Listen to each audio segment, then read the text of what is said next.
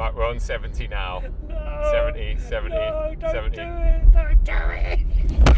Oh! Right then, Tony, we've arrived in France. Oh, and it's still raining. Are Yeah. you sure we're in France? Just gone round No. in a big circle. Yeah, maybe we just got. It all looks exactly the same, doesn't it? God. I'm going to give you a little bit of an intro as to what Tony and I are doing before I tell you about the car that we're in, because this is not my M5 Touring, although it is an M5 Touring. Ooh. We are heading to Munich, and the reason we're heading to Munich is because we're going to watch my incoming M3 Touring that I've ordered off Tony Lewis. We're going to watch it get assembled. We're going to the production line in Munich to watch my actual car get built. Now, it has already been sprayed a couple of days ago, and I've got some footage of that, but we're going to watch the sort of final assembly, the car being put together, the marriage process. The marriage, yeah. Yeah. I don't know why I'm doing that. Well, I do know why I'm doing that, but that's the combustion engine going onto the chassis Yeah. and all the rest. I mean, it's super exciting because although I've been to the mini plant in Oxford many years ago, which was fascinating, and I've actually been out to see the Audi RS plant, but I've never ever been to a BMW plant, which, when you think about it, is insane. So not only am I going to see that for the first time, or we're going to see that for the first time, we're going to see my car, and I can't wait. There will be a separate video coming of that whole process and experience because, well, it's an experience and a half. It's an experience and a half. It's too good not to have a standalone video. I thought we would document our trip in the next 4 or 5 days because it is going to be a bit of a road trip, probably about 1700 miles in this beautiful individual malachite green M5 Touring, and it's a brand new one. Literally, when they delivered it to me a couple of days ago, it had 900 miles on the clock, so it's just had its run in service. It's got exactly the same interior as mine, but it has the Ultimate Pack, which is the Ultimate Pack in this car still. Yeah. In fact, it even comes with carbon ceramics in that Ultimate Pack. £19,000 option, which I'm sure you're very familiar with. Yeah. How many of those have you sold, Tony? One.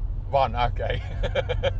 I mean, they do come, like my one, they come so well equipped anyway, the M5, that going for the Ultimate Pack is, I mean, it's pretty excessive, but I'm not complaining.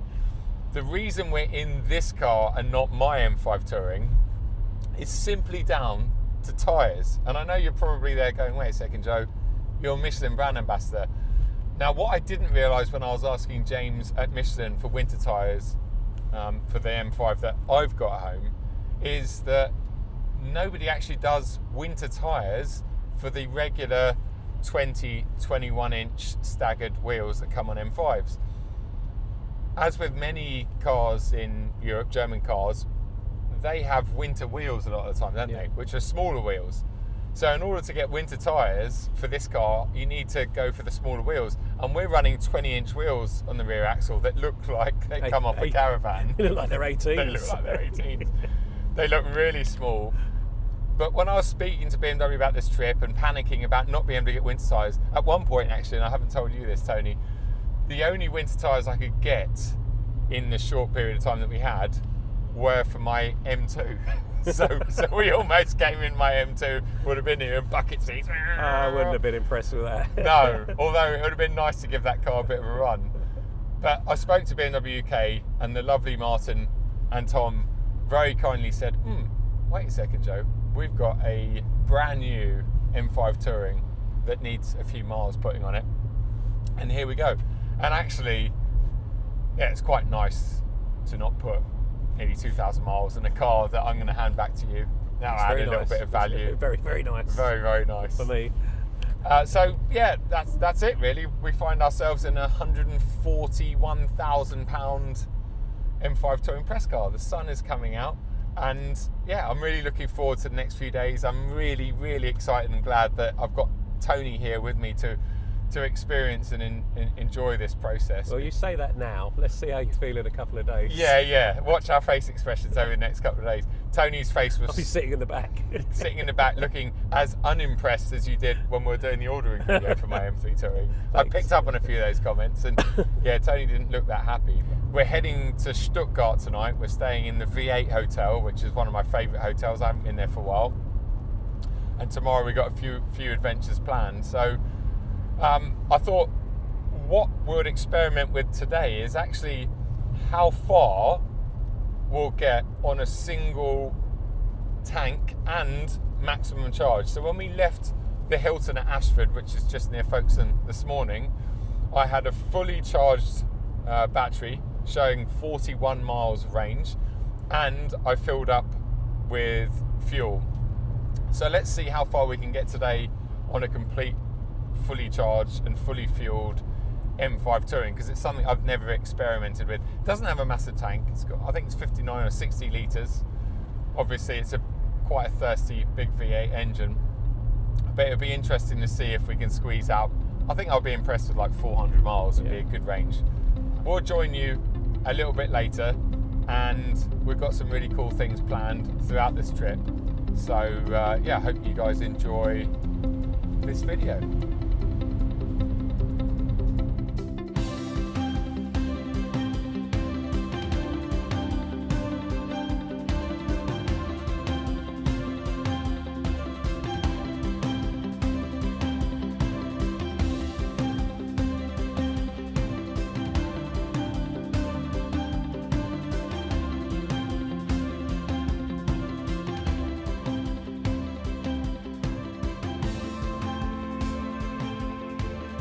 So since we left the hotel this morning, we've covered 365 kilometres, which I believe is about 220, 230 miles. Yep. Something like that. Yep. We've averaged 28.1 mpg, which is neither amazing nor terrible for such a big car with a V8 engine. We have consumed a lot of the electrical energy because I just thought it'd be fun to get on here to the M Hybrid and hit the electric section, which I can do now on camera. And that's actually cut the combustion engine now, so we're electrical energy only. Not that you could tell, because there's hardly any, nothing's changed. It's so seamless. And what I've discovered with my M5 Touring over the 10 months that I've had it is that even when you're in electric, the speakers are still pumping around a little bit of a V8 rumble. So you never really know if it's on or off. Like I'll go back now, and well, that time we heard it because it changed down a gear. Yeah. And I think that we should get about 600 kilometres out of a tank, which to me is 400 miles, which is relatively good and what I predicted. Now we've got lots of things to talk about on this trip, but something that Tony and I were just discussing off camera a bit earlier on was the XM.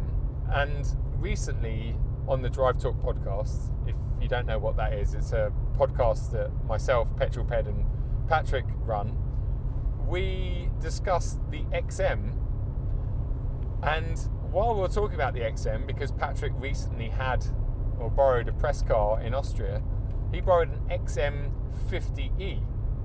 This doesn't make any sense, because when BMW launched the XM 3 years ago now, it was, or they sort of positioned it as a standalone M car, and the first one since the M1. So, you know, they were maybe hoping that calling it that and positioning it as such a product would make it sell very well, and it hasn't sold that well, especially over here. But I guess it's not really a UK car. It was never going to do that well. But then they brought out the X550E. So I'm really confused, and I think you are. XM50E. Yeah. Because if you're telling me the XM is a standalone M product, then what is an XM50E? Because it's the same model. It's the same car. Visually, when you look at it, it's the same car. Yeah, but it's not an M car. But it's not. No. But then the whole selling point of the XM was that it is a standalone M car. So yeah, it's something that I think it's quite bizarre because the more I think about it, the more it doesn't make any sense. A bit like the XM. Can I just say I'm a bit impartial when it comes to asking me about the XM. It's a great car. Oh yes, yeah. And the 50e makes a lot of sense financially. And you've sold how many? Yeah, it's not one that we sort of offer on our online How many service. have you sold? None. The M5 that we're in right now, as most of you know, I've enjoyed my M5. I haven't loved it, and I am looking very much forward to getting back in an M3. And I think spending the last 3 or 4 hours in this on beautiful French tarmac, cruising along a French toll road at 80, 85 miles an hour, it's amazing. It really is. I mean, it's comfortable. It's got all the tech you could ever want. It's just a lovely car. We've got the glass roofs. There's loads of light coming in, even on this rather sort of dismal day. But where it falls a bit short for me is there's 2 reasons really in the UK. Number one is the ride quality, especially where I live, where the roads are horrendously bad. The car gets itself in a bit of a sort of, I don't know, it's almost like it's throwing a bit of a hissy fit, and it's just wobbling its head all the time, never settles down. And an M3 is going to do a similar thing. You're going to feel all the bumps and stuff in an M3 because it's also stiffly sprung. But the M3 controls its weight better. This one doesn't. But as soon as you get off UK soil, you don't have that issue. And I think that's why when I went to the initial launch of the M5 in Germany on really nice roads, I was so impressed with it, because I think in a lot of countries around the world, it works very, very well. And I'm sure there's areas in the UK where the roads are much better than they are where I live near Silverstone. They are honestly horrendous. So it's quite specific. And the other reason that I think the M5, for me at least, doesn't work as well as an M3 on a UK road is because it is noticeably bigger and wider. It has a bigger footprint. And our roads are definitely not getting any bigger. And in actual fact, thanks to the potholes and stuff, they're actually reducing in width, aren't they? Because you're always staying away from the grass verge, and the oncoming traffic's doing the same. So you've got much less tarmac. So the combination of it being bigger and the ride quality. But as soon as you get it on decent tarmac, I mean, it's, I'm sitting here thinking, well, I don't wish to be in any other car right now. It's the perfect. I could close my eyes, and if you could tell me I was in a 7 Series, I'd believe you. It's just so smooth. But you're right, it's the frequency of our roads when you start getting those unbroken roads. This is my 4th trip to France. We're in the middle of February. This is the 4th time I've been to France this year. I mean, that's pretty unusual. And a couple of those trips were with Lou, and more of a sort of personal trips than car trips. But yeah, I mean, it's a very remarkable car. And I think the running gear, and I talked about this in an update video a few months ago on my car, it's the calibration of the running gear of this thing is just unbelievably good. We've already demonstrated the sort of electrical to combustion. Once the combustion engine is up and warm and running like it is now, it's just so sweet. It all works together so well. And I think calibration is something that BMW have always done extremely well. I talked about it in a recent 330D video. The way they calibrate their throttle pedal to the ZF 8-speed automatic gearbox and whatever engine is under the bonnet is just amazing. It's so well calibrated, and this car isn't any different to that. But Tony, you've owned a lot of cars, and I'm sure Mitzi won't be watching this, so you can be honest about how many cars you've owned. But of all the cars you've owned, and I'm not talking about one that got away and you're like, oh, it would be worth an absolute fortune, like a Renault 5 Turbo or whatever. I'm talking about a car that has left the biggest imprint on you. Maybe it's something you currently own, maybe it's something you've owned in the past. It doesn't have to be a BMW. Yeah. I mean, the thing is, right, when you look back at the older stuff, you're doing it through rose-tinted glasses. Yeah. And if you go and get in that car now, you go, oh, what was I thinking? But at the time, that was the car of the moment. Like I can think back to having a 16-valve Integrale left-hand drive in the UK, and it was like the best thing ever. But I think if I got in it now, I'd be a bit like underwhelmed. Yep. So genuinely, for me, and it's for the simple reason of lightness, is the Alpine A110. you know, I've had four varieties of A110 since 2019. Yeah. And and each one, you know, the only one for me that was a mistake was the S, which I'd convinced myself a 110S was going to be a great track day car. Yep. And it really is, but I also realised I do more road driving in it than I do track days, and it wasn't as good on the road. So just an A110 pure base model. Just, you know, even now I look at them and go, yeah, well, if you said to me that you take a car now forever for the rest of your life, that'll be it. Wow. Honestly, and the people that haven't driven them have got no idea what they're missing. Yep. When you get in a car that weighs, you know, just under 1,100 kilos with 250 horsepower, it's just mind-blowing what it does. It's just, and you don't know what you're missing till you try it. And they're going off sale this year. You know, there's no more factory production slots. It's what's coming into the UK is it. Yep. So not that I work for Alpine, but no. Buy yourself an Alpine A110. Not yet. Wayne hasn't got an Alpine garage. No, that'd be great if we did. But yeah, it's a shame in a way, isn't it? Because it's a car that, although they've sold, you know, reasonable numbers, it was never like a success story in the way that it... Not in the UK, but in France, I mean, it's one of the best-selling sports cars. Oh, is it? Okay. Again, because of the engine capacity and the tax rules and everything else. Yeah, because they pay... Oh, my... Yeah, they get... If you want I mean, honestly, I've talked about this a few times where, you know, we know car prices are going up, you know car prices are going up. Yeah. It's a thing. We can't avoid it. But if you look at the price of something like an M3 in France, oh my God. I mean, I think they pay like 100,000 euros tax on it. Like it becomes twice the price. Yeah. And or even somewhere like Australia, you're paying an extra 50% on most end products. And you know, Singapore, there's so many countries, and this is not me making excuses for car prices going up, but there are, even Ireland pay their luxury car tax or whatever they call it. I mean, it's just astronomical. But yeah, the A110, that's really interesting. I've spent a lot of time, well, not a lot of time, I've spent enough time in them to know that they are brilliant.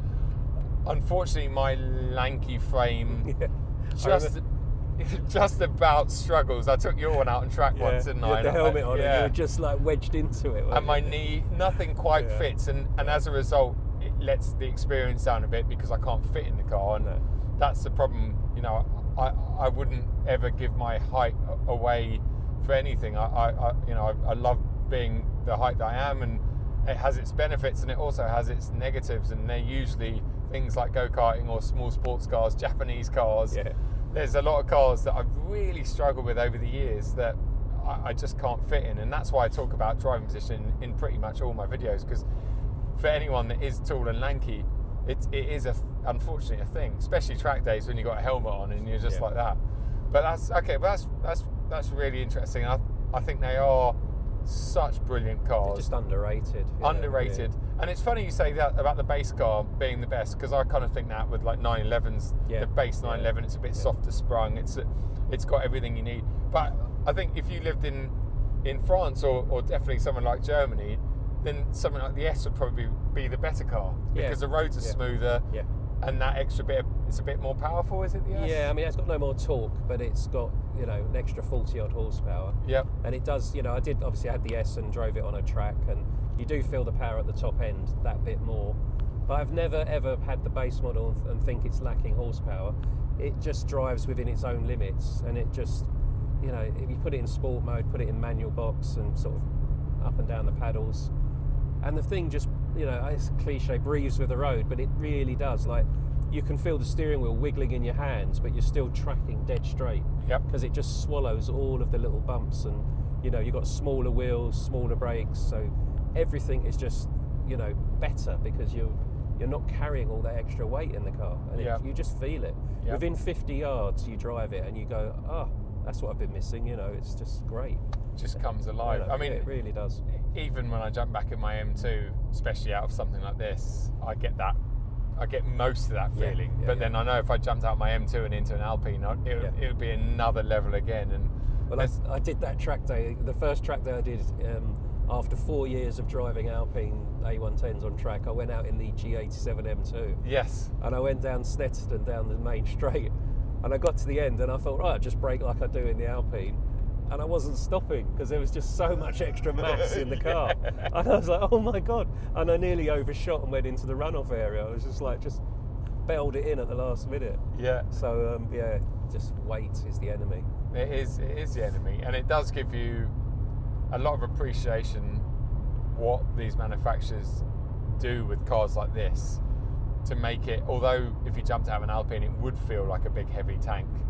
But actually its performance and what it can do as a big heavy tank is just ridiculous. Look at that. I mean, that's bad, isn't it? Don't tell me you ever wanted one of those. No. A Megane.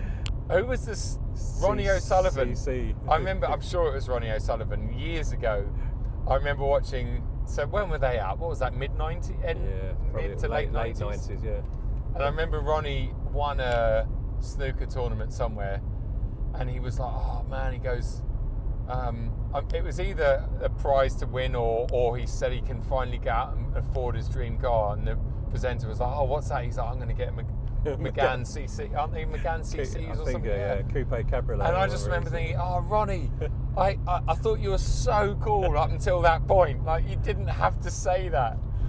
But what an uncool car. But France, talking of France, what I do love about coming over here is, I guess partly because their new cars are so expensive, but you see a lot of much older cars like smoke, this. The smoke coming out the back of that. Coming out. I mean, maybe that's not a great example. Renault Modus. But you do see 90% of their cars on the roads are old Renaults and Peugeots and Citroens that have just been repaired, and that's probably got 400,000 kilometres under its belt. Yeah. And it is. They're not so obsessed with new. I mean, you would do really badly out here, Tony. Yeah, I would. I'd be broke. You would be broke. I'm broke. and it's not because it's a poor country or anything. They just use their cars as tools to get from A to B. And the amount of times I've stopped, I've taken some amazing cars through France and stayed in some little small sleepy villages, and I don't know, like 911 ST or something. Nobody cares. Nobody cares. No one. Occasionally you get a youngster that will go, oh, or whatever, but the majority of people just don't care about cars. It's a very, very different. It's a different mentality. And I know if you go to Paris or a city, it's probably slightly different. But anyway, the rain started coming down again. I'm going to join you a little bit later because we are going to pull over and have a bit of lunch. We didn't talk about this earlier on. We've filled some bags up with Flexi Plus. BMW UK very kindly fronted the Eurotunnel ticket, and the only ticket we could get on the way out was a Flexi Plus ticket, which I try to avoid personally because these days I just think they're a bit of a rip-off. But it was the only one we could get when we booked this trip weeks ago, and I thought that was bizarre. You couldn't get any of the standard tickets. Then we got there this morning, there was big queues. I thought, this is really busy, considering I was there like 10 days before, and I was telling Tony I was literally the only person at the terminal. And then we got to the Flexi Plus lounge. I've never ever seen it so busy ever in 20 years of coming across here. It's because it's first day of the school holidays. I think private school holidays. So it was SUV I think City. they've all taken their kids out of school early. They should all be fined. They should all be fine, yeah. Buggers. There was hundreds of them. I reckon they knew that Tony Lewis was going to be there, so they all wanted to come and see Tony Lewis. No, I don't think so. No, maybe not. But it was just, it was bizarre. And as a result, chaos. The Flexi Plus lounge was just, people were raiding it, wasn't it? It was like, it was like when you see those TikTok things where those kids have just gone in and emptied the shelves. Yeah. When you think about how much money they must be making just on today's trips. Blimey. Unreal. We'll just do one more mileage check before I disappear, because I'll probably end up filling up here so we don't have to stop shortly afterwards. So we've covered 415 kilometres now. We've got 166 left. So what would that bring it to? 70, 80. So that's 580. 580. You're going to have a little bit in reserve. So realistically, if you've got an M5 Saloon or an M5 Touring, motorway miles, caveat though, in France we're sitting at 82, 84 miles an hour. So higher than you would be in the UK. At these speeds you'll get 400 miles out of a complete tank and charge. Whereas in the UK, I reckon you could probably get closer to 450 sitting at 70 miles an hour, because it makes a big difference, doesn't it? Yeah. My bum, even in these comfortable seats, couldn't outlast the range of the car. No. It's time to get out and have a stretch. I'm surprised it hasn't started telling me that I need to have a rest. Comfort break, Yeah, probably will when I switch the cameras off, Ding. which I'm doing right now.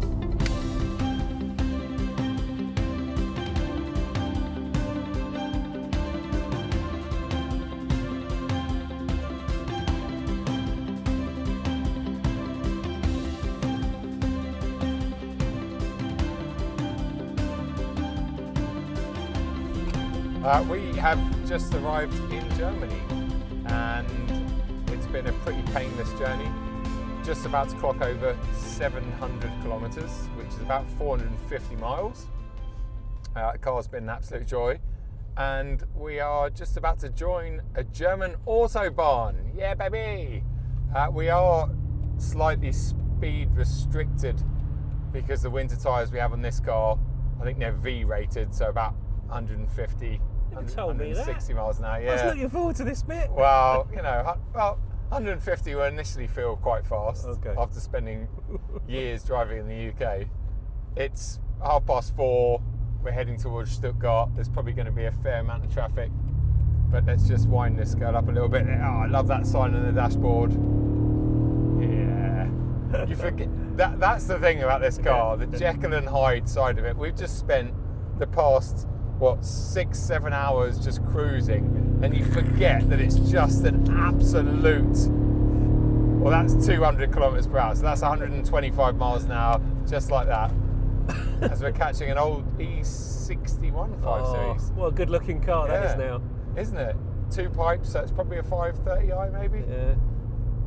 Traffic ahead. I mean, that 200 might be the fastest speed we see today. Tomorrow we should get a nice clean stretch between Stuttgart and Munich, but again, that can get sticky.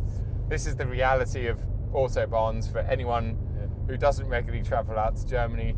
There are times and places that you can get clear runs, but a lot of the time you end up doing, in fact, we're now going slower than we were in France.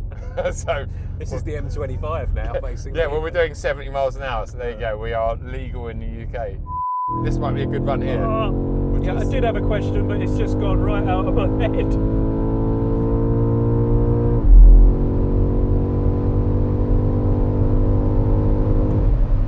Well, that was 260.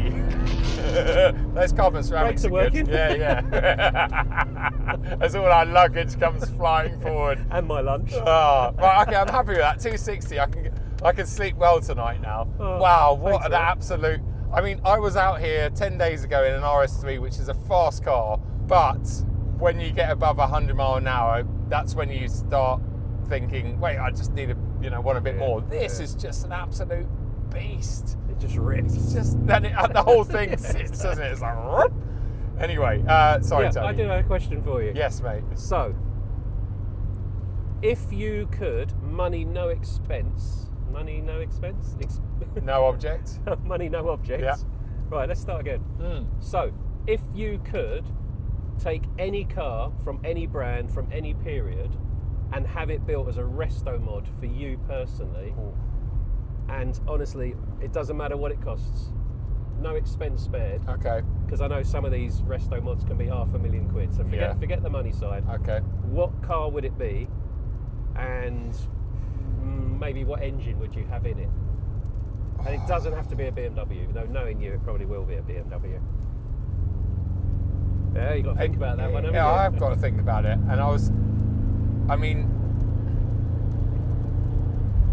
wow, you're putting me on the spot here. And I think there are so many cool cars from the past that, as you talked about earlier on, actually, it's almost like you don't want to meet your heroes from the past, because if you drove them today, like the E30 M3, I've never driven one, but from people that I speak to that are being honest, they're like, if you drive one today, it feels slow. It doesn't. Yeah. In one way, it would be like an E46 M3 CSL. Yeah. But actually, there's not really much you'd do to that car to make it any better. You wouldn't change the engine on it. You wouldn't change the engine. You put a good gearbox, like a manual gearbox in it, like from a Porsche manual box in it. But no, so I'm not gonna, because that's not like a transformation. I think a Audi Quattro, because I've driven a few over the past few years, like my good friend Joel in Australia. Hey Joel, if you're watching, he's got a lovely one out there, really nice example. I borrowed the Audi UK heritage car, and although they're not like painfully slow and they don't handle terribly, they are not, like, you wouldn't get in one and go, wow, this is cool. Like, it's not the fire-breathing car that you picture as a rally car from back in the sort of... When you say it doesn't handle terribly, let's just point out the engine is so far forward that they had to move the radiator to one side and put it a level or behind the engine block. Okay, it doesn't handle great. But, I mean, like, at relatively normal speeds. I mean, I say that. The last time I was in Australia in 2023, my mate Joel took me out in Sydney. I was there for a couple of days. I think I've seen, was he driving around the streets? And like, no, that was the time before. All right, but he came this time with his son, and it was late at night. We'd just done a meet at BMW in Sydney, and he took me back to my hotel in North Sydney, and we went through the tunnels, and there's like these off-ramps and on-ramps. Oh, mate, he was I mean, obviously sticking to the very strict speed limit in Australia. Absolutely. But I mean, he proved to me there and then that if you know how to drive it and move, it's a bit like an old 911, but the other way around. You've got all the weight on the nose, but he's so familiar. He's had that car forever, and my respect for that car suddenly was like, wow, this thing, it understeers, but you can get around it, but it's still fundamentally flawed, as you say. Like the entire engine block's in front of the front axle. It's just like, what Audi thinking? So I think that car, not with that old engine, with the modern RS3 5-pot in it. And just like, do a proper retro mod of that, but keep its beautiful looks, maybe accentuate them even further, and just, I mean, put like a really obnoxious exhaust on it, so you're just getting all that 5-pot sound. Maybe turn the RS3 lump up to like 500, 550 horsepower, around that. Nice manual box in it. That would be a manual for you, hadn't it? It would have to. I think for a car like that, where you really want it to be as raw as possible, you know, you have something like this as your second car. We could get another run here. We've got this is what you do. We've got nothing behind. We just slow down a little bit. There's nothing coming. We'll slow down. We'll stop in a minute. We'll shout out some numbers. So we're at 90 kilometers an hour. Here we go. That's 120, 140, 150, 160, 170. Oh, we're on the limiter. 190, 200, 210, 220, and we've got traffic in front, and that'll do. Just nudge 240. Hello. Hello. Let's fire the question back at you. Well, it'll be a Renault Clio Williams. A Renault 5 Turbo 2. Yeah. No, you know what? I'm going to stick with my brand. Because, so when I was growing up... Wait, I get confused. What is your brand? One sec. What are you wearing? What are you wearing today? No, BMW. I'm BMW today. No, so when I was probably 9 or 10, and my mum... that was a long time ago, black and white days, Bless my mum, she could only drive automatics, but we had an E9 BMW 3-litre CS, but a CSA being an auto, not a CSI, so it's carburetted. But burgundy, black leather interior, that walnut wood dashboard with the dials all sitting on top, and the 3-spoke steering wheel was just gorgeous. And then not recently, it would have been 10 years ago now. That's recent, isn't it? Yeah. We had Munich Legends bring all of their cars over for an open day that we had at Croydon. And they brought over a CSL, E9 CSL. And I drove it out of the showroom and remember pressing the brake pedal, nothing happens. Apparently that's pretty normal. that's how much brake they have. So, yeah, I'd love to resto mod one of those. And I would put like a M5, no, I wouldn't go turbo. Do you know what? I'd have like the equivalent of the original E28 M5 635. Yes. 6-pot. M engine in there. Modern electronics. Should know the designation. It's probably S55. Yeah. It might be S. I don't know. If Imran's watching this, he'll be shouting at the screen. Imran will be screaming at me right now, saying, "Why? How do you not know?" Yeah. I would do that. Yeah, with all modern electronics. Yeah. I'm afraid I would have a flappy paddle gearbox because I'm lazy. Yeah. And that, just with proper suspension, proper brakes, but keep that bodywork. LED headlights, because those candles don't do much that they've got on them. Yeah. That for me, because that shape, I just... I go weak at the knees. I actually drove to Munich Legends only about a month ago, just for a day, just for a quick half an hour spin, just to get out of the office for a bit. Yep. And they had lovely E9 there.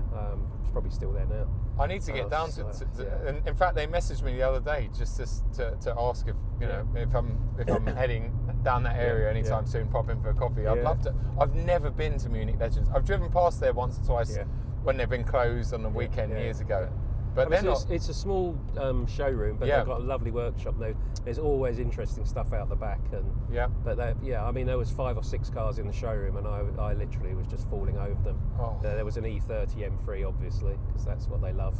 Yeah. But the E9 was there, and there was a few other bits. 2002. Are they big money now? E9s, like clean ones? Yeah, I mean good ones. I mean, because obviously there's different versions. You've got CSL, CSI, CSAs are probably the cheapest. But What colour is that, Tony? Is that individual? Oh, blimey. I was going to say it's a dirty aventurine red, but that's not even a colour. It's not though, is it? It's like a bit... It's like Barbara red. Yeah. It's an old colour. Yeah, it's probably individual. Oh, clear glass. Big in the game. Yes. Yeah, that's me, okay, mate. I'd have an E9. So not a convertible second generation Beetle? No. All right, okay. I wouldn't mind one of those Kimuras, the 032 Lancia Kimura thing. They look pretty cool. Yep. And that Mercedes 190e, the HWM or HMC or whatever. I'm terrible with names. I'm getting old. But yeah, they're £500,000 worth of 190e Evo 2. Yeah, that'd be nice. I mean, they're massive money, but the thing is, in this day and age where there's, there are so many really wealthy people out there, and everyone can walk in and buy a GT3 RS or a Lamborghini, whatever they're called now, and but you can buy. So it's so that sort of clientele then wants something far more unique, don't they? They want something, and also if they're our sort of age, they want something that they can from their generation, which, as you say, but if you resto mod it and do the right things to it, it then drives exactly how you imagined it to drive when you were younger. That's really cool. That would be cool. Nice. Okay. Oh, it was a good question. I wasn't expecting that, but maybe one day. Yeah. If we win the lottery. If we win the lottery, it needs to be a big win. Yeah. Maybe if BMW forget that I've got this and I'll sell it, we can split, and that'll pay for like the engine and gearbox anyway. Exhaust is popping now. Yeah, it is. Isn't it? It's got a bit warm. Oh yeah. Or is that the speakers? Or put it in electric mode, see if it still does it. Or is it hybrid? No, it doesn't. One sec. No. Okay. Yeah, That would be a problem. That would be bad. Yeah.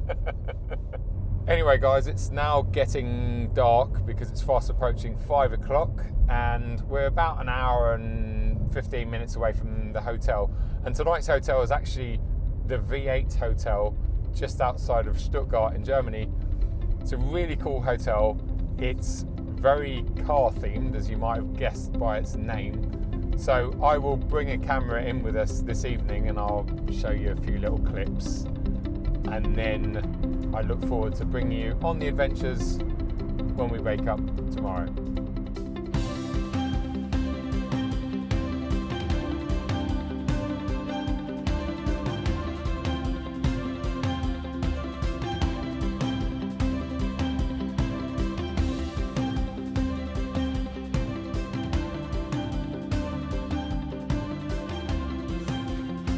Right, park the big green beast up in its own special parking space. I love it when a car is surrounded by pillars. There's a few McLarens down here. There's always lots of interesting cars hidden away in this car park. When I say a few McLarens, there's a lot of McLarens. And here we go, reception. Naturally, you're going to have a DBX parked in reception. And yeah, lots and lots of incredible cars. there's the McLaren showroom. And it's still open. Very cool. Anyway, let's get checked in. Hi. Right, and here are the rooms. Now this is a basic room. Hello. But really, really nice. Cool artwork on the walls. Very clean, still looks very modern. I've not been here for, about 5 years. But yeah, very cool. Let's have a look. View outside.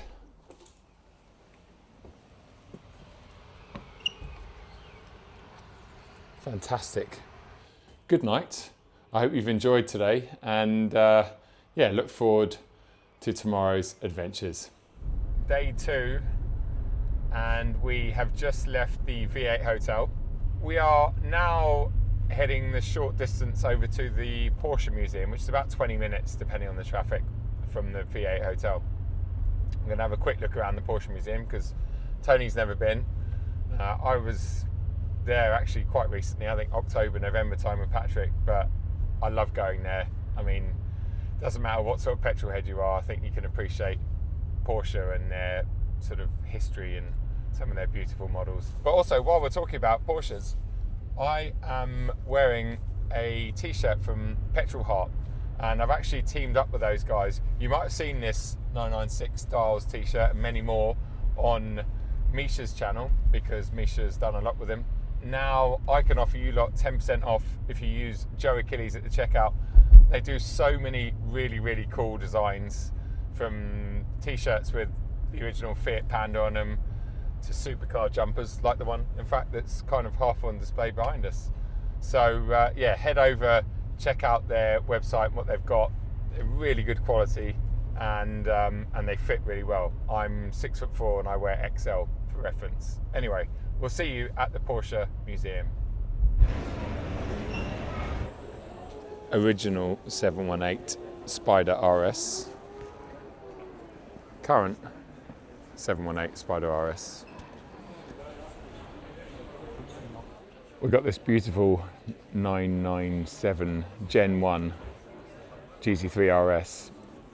I was just saying to Tony how things have changed, because the current 992.2 GT3, the standard one, in my head has more aero than this car now. And when we look at the modern equivalent, almost 20 years later, I mean, look at the difference in wing. It's just ridiculous. Active, massive wing, aero bits everywhere. I mean, look back at this one and it's just so plain, but in a way it's a lot prettier. Now this is a special car, 911 RSR from 2018. It's covered in the iconic pig livery from back in the day, but what makes the RSR so special, and it's a little bit of a cheat car, this one, because as we all know, 911s have their engine in the bum, but the RSR doesn't. The engine's actually here, just behind the driver. So it was more of a mid-mounted 911. And of course, naturally, it's great to see that it's on Michelin tyres. I love the Porsche Museum, and it was great to take Tony there. What do you think, mate? Yeah, it was really good. Really enjoyed it. It's a cool building, cool premises. As we were leaving, I was just saying that it's so well designed, because it's not actually a massive footprint, but the whole building, the car park, the cafe, everything is just so well designed. It's like a Porsche product itself, isn't it? Yeah. What were your biggest sellers in 2025? Because you don't, for those that don't know, what do you only sell? Because it's not like you sell everything, right? I don't sell everything, but if I get asked by a regular customer to sell, a 1 Series to the family, and it's a 120 or a 123, then I don't say no. Yeah. But generally I just focus on the M cars. So M135 will be the sort of the lower end, if you like. We sell a few of those. We sell a lot of M240s, a lot of M2s. M2 and probably M340 were the biggest sellers for me last year. Okay. We did those by the spadeful. M340 Tourings. Yep. And weirdly, the ratio for me is like 9 M340 Tourings to 1 saloon.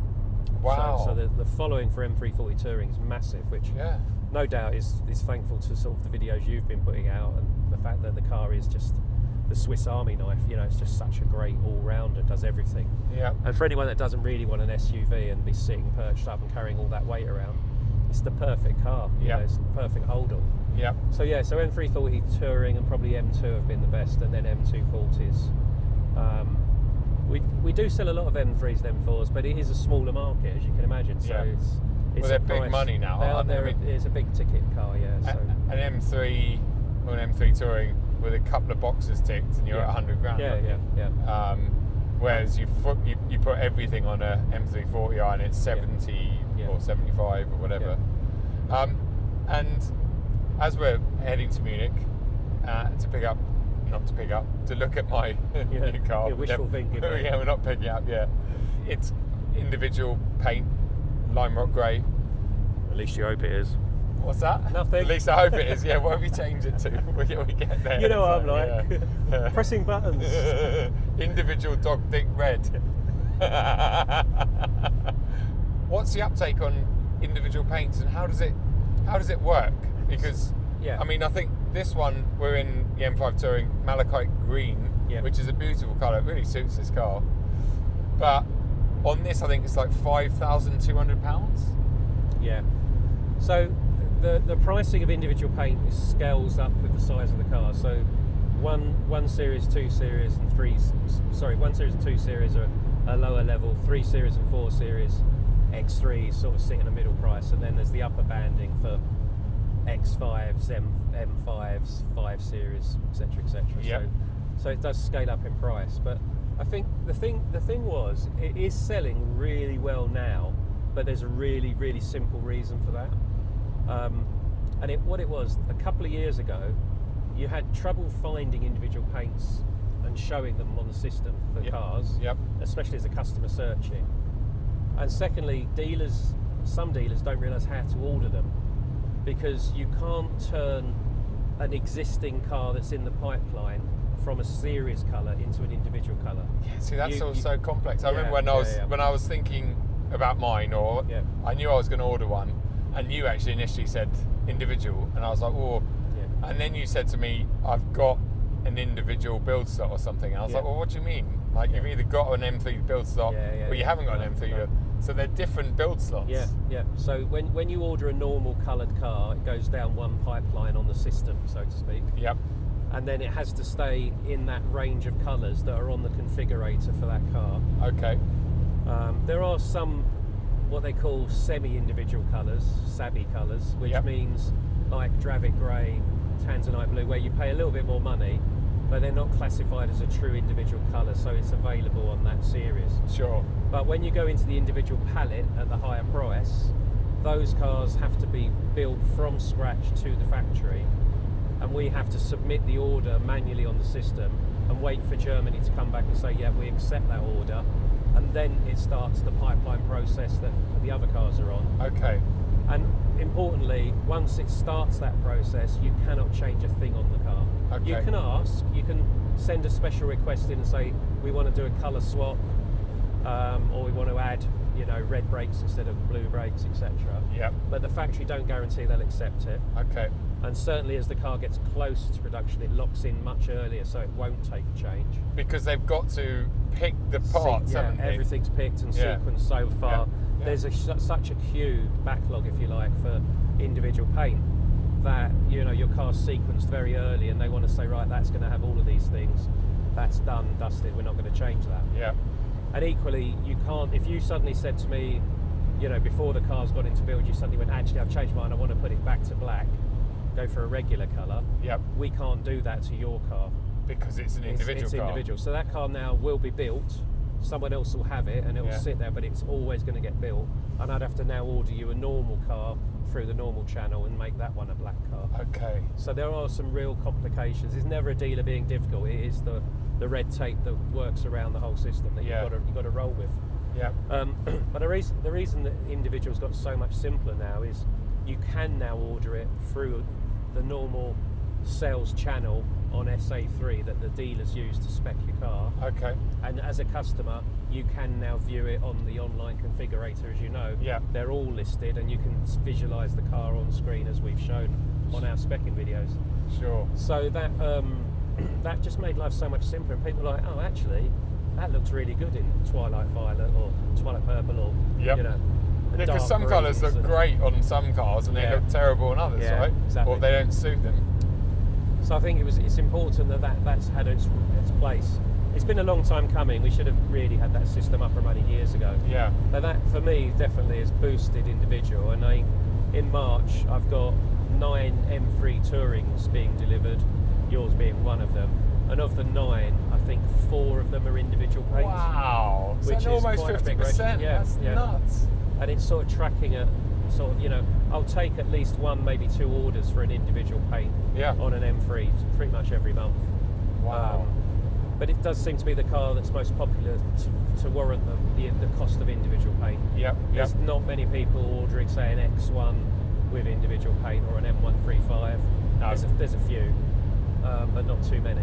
Well, I suppose the percentage of the cost of it, although it goes up with the model, Yeah. if you're spending 100 grand on an M3, then an extra 4 grand is a small percentage. yeah. But if you're spending 50 grand, 40 or 50 on an M135, It starts it's to a look lot like- of money, isn't yeah, it? Yeah. We all love our cars, and I'm sure 99% of the people watching this content are passionate about cars in general, if not BMWs. And I think our car journey and story starts from the day we pick it up, from whether it's Tony or whoever throughout the world. But actually, it doesn't. The story of the car starts months before that, doesn't it? Yeah. And that's why I'm excited about seeing just a small process of that journey before I would normally even see the car for the first time. I'm going to end today's part of the video. Tomorrow's Sunday. We're visiting the factory on Monday, or the plant. I will add a few teaser clips from our plant tour, but obviously, like I said much earlier in this very long video, I will be doing a standalone video of the process and our day at the plant, because it's going to be more than worthwhile, at least for me, to look back on it and be like, wow, that was a special day. Brilliant. Can you give us a sync clap for day 3, Tony, please? A 1, a 2, a 1, 2, 3. Right, we are in Munich. It's day 3. We had a bit of a lazy morning. I had a late breakfast and then headed over towards the plant that we're going to be filming at tomorrow to do an intro. And I have to say, fair play to Tony, because it was -1 when we were out there.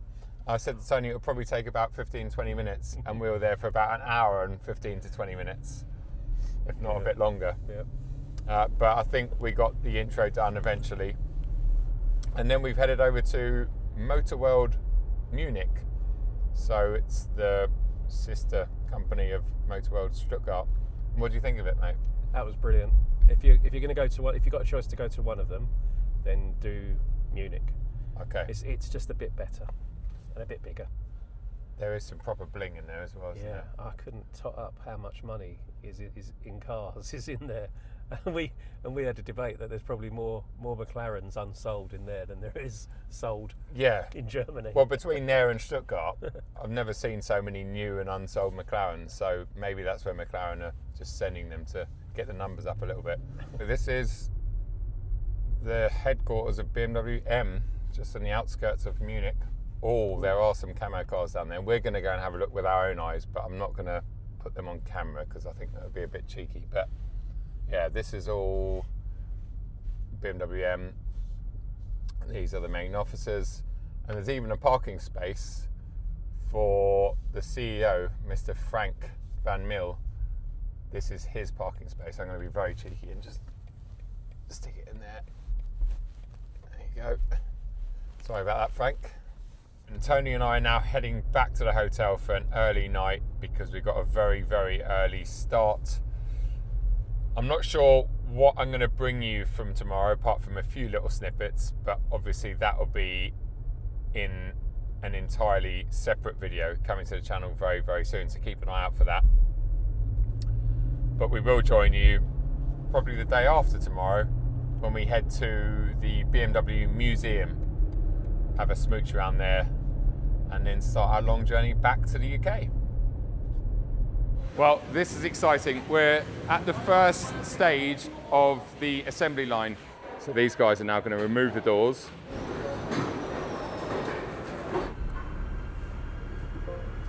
So where are we heading now? Now we're heading for the dyno. Oh, wow. Hey guys, welcome to day 5 of the M5 Munich trip with Mr. Tony Lewis. We're just walking through BMW Welt, heading over to the museum. A big shout out to everybody that helped us at Munich plant yesterday.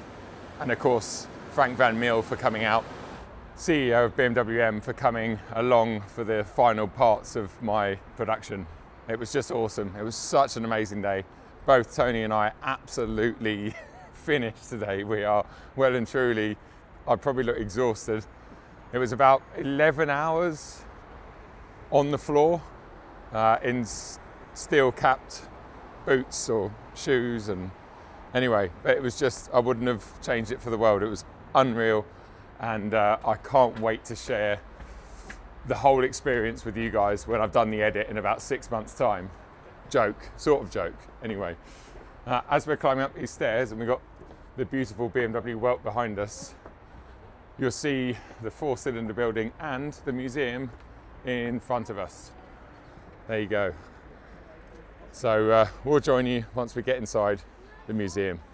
Well, I haven't been here for about 10 years, and it definitely looks like it's had quite a few refurbs since then. Whoa. Yeah, this is going to be fun. You'd think I'd have seen enough of BMW in the past couple of days, but this is exciting. Beautiful E21 318. And then over here, we have an E12 528 in what looks like Sao Paulo yellow.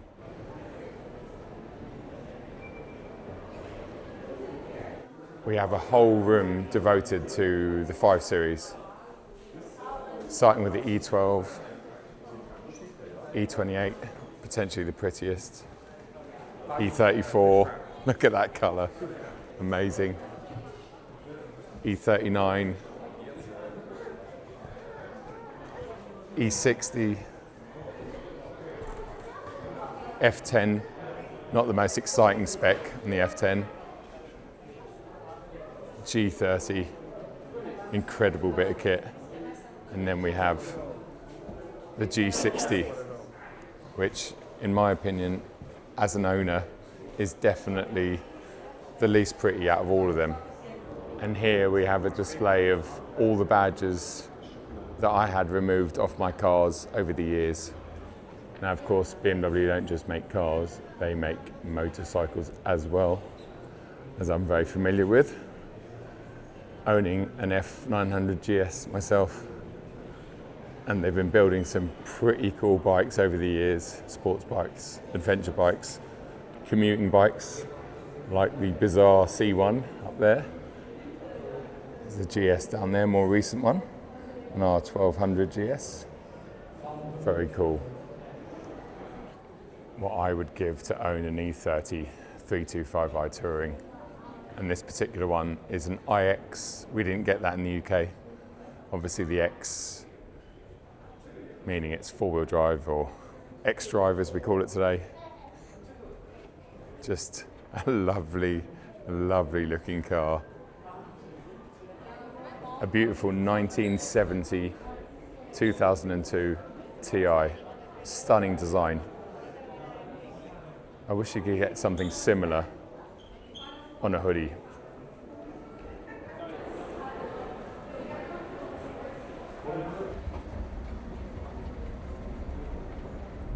Sync clap on our way home from Munich, just past Stuttgart, about to run out of Everything.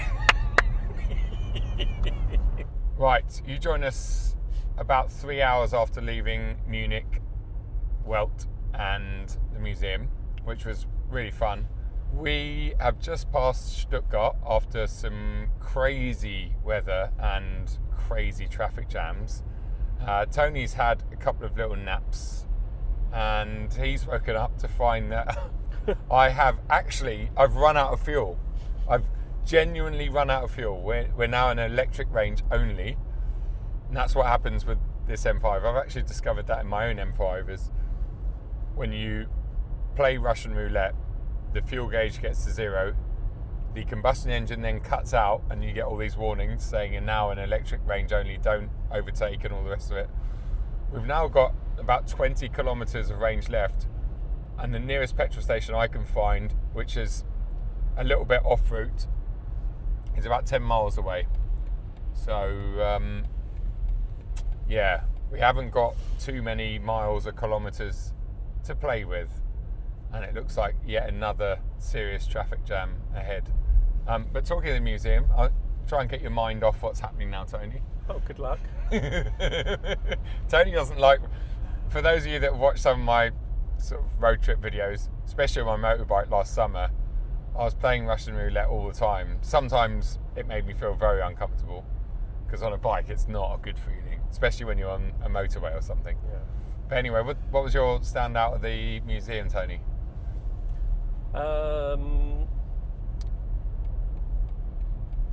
I can't concentrate. I just think we're going to run out of electricity before we get anywhere near a fuel station. Sorry. Right. Forget about the fact that we completely ran out of fuel and we're about to run out of electric. Okay. So for me, I loved that Z4 Zagato Special Edition. Oh, yes. Or one-off. Yeah. One-off prototype thing. Yeah. There was a couple of really nice one-offs up there, wasn't there? Yeah, like that 7 Series Coupe. Grand, what do they call it? The Grand Coupe? Yeah. Yeah, before, I suppose that was just before, no, it was around the time that we had the 8 Series Grand Coupe. Yeah. Yes. I mean, it was like a stretched 8 Series Coupe with a V12. It's Yep. just gorgeous. Wasn't it?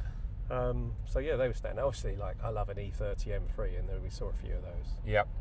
Something interesting actually about the M5, because of where the motor is located, basically between the gearbox and the combustion engine, it utilises the ZF 8-speed automatic gearbox. So although we're running in EV only at the moment, I'm actually in 4th gear.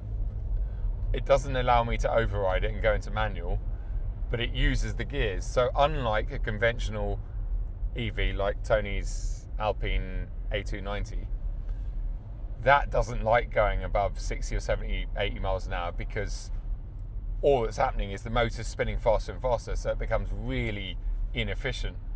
Cars like the Taycan are a bit better because they've got 2-speed. Come on, mate, you can do it. Yep, I think you just, oh yeah, that was a tight squeeze, wasn't it? Yeah, no worries, buddy. But yeah, this car utilises, I think, only the 7 out of the 8 gears. I've not seen it go into 8th. And they say it would do a claimed 87 mile an hour top speed. And earlier on, I tried it in EV only mode because we're on the Autobahn, and it didn't indicate it 88 miles an hour, and it wouldn't go any faster. It just hit sort of a limiter. So yeah, it's definitely fast enough in the UK, relatively efficient as well. You get a realistic range of about 41, 42 miles in the saloon or the touring. Touring's a bit heavier, obviously. But anyway, have I taken your mind off the situation yet, Tony? No? Okay. Not happy. Not happy. You might be glad to know that we made it to the petrol station. Tony was definitely glad. We actually got there, no word of a lie, with 7 kilometres of electric range, which sounds like a decent amount, but actually, unlike a fuel tank range, I know when the majority of cars and motorbikes get to 0, you've always got a bit more room to play with. But with electric range, when it says 7 kilometres, you're lucky to get 7 kilometres. So yeah, we filled up, and now we're heading through sort of central France. The light is quickly fading, and we've actually decided that rather than staying somewhere in France tonight and getting home tomorrow, we're going to do the entire journey this evening, a bit like I did in an RS3 a couple of weeks ago. Exactly the same journey, in fact. It's been an absolutely epic few days. I really hope that we've managed to bring you along for most of it. And I guess if you're still watching the video now, then it hasn't been too boring. Yeah. Or you've accidentally left it on in the background, a bit like Tony does sometimes. Yeah. But you can do that. Leave it, you know, if you're bored of my videos, just leave it playing, because then it's best for me.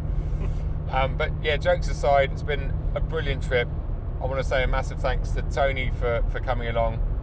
I want to say a massive thanks to BMW UK, BMW Germany, everyone that helped us yesterday, especially Paulina, Frank Van Meel, Peter Weber, and everyone else that was on the production line, because we met literally thousands of people yesterday, didn't we? Yeah. And a lot of them were watching your videos already. Yes, coming up to you at the factory. Yeah, there was quite a few subscribers there, and quite a few new subscribers that asked to subscribe to the channel. So it's quite a good, productive day of getting new subscribers. But it was just brilliant, really good. I guess the last thing to talk about is the M5 Touring. It's been amazing on this trip, and I'm not just saying that. I knew it would be as soon as I got it off UK soil. Okay, this isn't my car, but it's pretty much the same as my car, with uglier wheels, obviously. And it's just been amazing. I mean, on these French toll roads especially, it's just so smooth, so effortless. I was saying to Tony earlier on when he was napping, whilst I was busy burning fuel, it sits at like, 100 mile an hour in the Autobahn, and you're in 8th gear, and you accelerate even quite hard, doesn't even change down. It's got so much torque. It utilises that electrical energy as well, even at those speeds, to pull you along. And it's just a magnificent car for long distances. I mean, it could do with a bigger fuel tank, because even when it's full up with electrical energy and fuel, as we talked about on the way down, you're not getting more than 400 miles out of it, which is good enough, but it would be nice if it had another 10 litre fuel tank or something. But everything else, I mean, what do you reckon, Tone? Oh, it's just, I've got newfound respect. It just shows you that, there's some really great cars that we sell, but they're just not made for the UK roads. No. And you can understand that, which is such a small part of, the grand scheme of things, that why are you going to develop a car just for your roads? But on these roads, this car, it's just, I wouldn't want to be in anything else. No. You just get out so refreshed, and it's so quick and smooth, and yeah. That's been good. And you enjoyed yourself, Tony? Yeah. Yeah. Every day apart from yesterday, funnily enough. I actually had to do a day's work, which was a shock to the system, clearly. But it's just been epic, mate. I'm just so grateful that I was able to come along with you on this one. Yeah. Because we've been threatening to do it for quite a while. So we have. Yeah. To see your face yesterday. It was like the birth of a child. It was like a proud dad. It was, yeah. And I mean, it started off like a wedding day for me, and then at the end it was like had a baby. Just had a baby. But no, it was brilliant. Really, really good. And I'm looking forward to picking the car up from you in a few weeks' time, in a month's time, whenever it's there, whenever it's ready, and sharing many stories and adventures, I'm sure, with you lot. Thanks a lot, as always, for tuning in, watching this video, and continuing to support the channel. If you're not subscribed, then please do so. It's free and easy to press that button, and leave any comments and questions below. Any ideas that you want me to do on the collection day when I go and pick the car up from Tony, please let me know, as long as it's not too elaborate and it doesn't involve driving back to Munich, because I'm not going to do that again in a while. In fact, I will be in Munich again in a few weeks, but I'm going to catch one of those things that, the plane things, a little bit quicker. I think that's wise. Cool. Take it easy, guys. See you very soon. Cheers. I'm going to make sure I'm taking a day off when you come and collect your car. I can't go through that again. You know all about it. There's the keys. I literally know everything about it. Every nook and cranny. If the rear badge falls off, then that's my fault, right? I wonder how my warranty would work with BMW. If anything that I've done, it's like, here's a little insight. So I was allowed to put on my VIN number in the bonnet where it's pressed into the metal. Yeah. I actually did that like 10 minutes into the build, right? The guy was like, here's the machine, this is how you do it, go for it. And I was like, oh my God. When I told Frank Van Mil that at the end of the day, his face was just like, you what? And he looked at Peter Weber, who is the head of Plant Munich, and Peter was like, if he'd got that wrong, that car would have had to have been scrapped. Big risk, small reward. Anyway, we're going now. Goodbye. Right, we're on 70 now. No, 70, no, don't 70. do it.